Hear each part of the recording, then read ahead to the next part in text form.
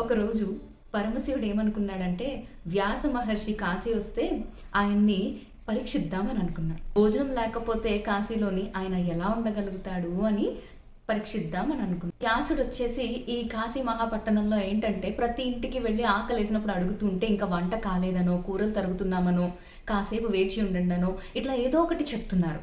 ఇలా చెప్పినప్పటికీ వ్యాస మహర్షికి విపరీతమైన కోపం వచ్చేసిందనమాట. ఆకలికి ఆగలేక కోపం వచ్చి ఏమనుకున్నాడంటే, మామూలుగా మన మహర్షులు ఏం చేస్తారు, కోపం వస్తే వెంటనే శపించేస్తారు. మరి వ్యాసుడు కూడా అదే చేద్దాం అనుకున్నాడు. వెంటనే కమండలంలోంచి నీళ్లు తీసుకొని కాశీలో ఉండే వాళ్ళందరికీ కూడా 3 తరాల వరకు కూడా ఎవరికి మోక్షం రాదు, లక్ష్మీ కటాక్షం ఉండదు, సరస్వతి కటాక్షం ఉండదు ఇక్కడ అని చెప్పి శపిద్దాం అనుకున్నాడు. పరమశివుడు వచ్చేసి అన్నపూర్ణ అమ్మవారికి చెప్పారు వెళ్ళు అని. వెంటనే ఆమె చూసి, ఏంటయ్యా వ్యాస మహర్షి, నువ్వు ఇంత తెలివైన వాడివి, కొంచెం అన్నం దొరకకపోతే ఒక పూట నువ్వు ఇట్లా చేస్తావా, శపించేస్తావా తరాల తరబడి, రా అన్నం పెడతా అని చెప్పి తీసుకెళ్ళి భోజనం పెట్టారంట అమ్మవారు.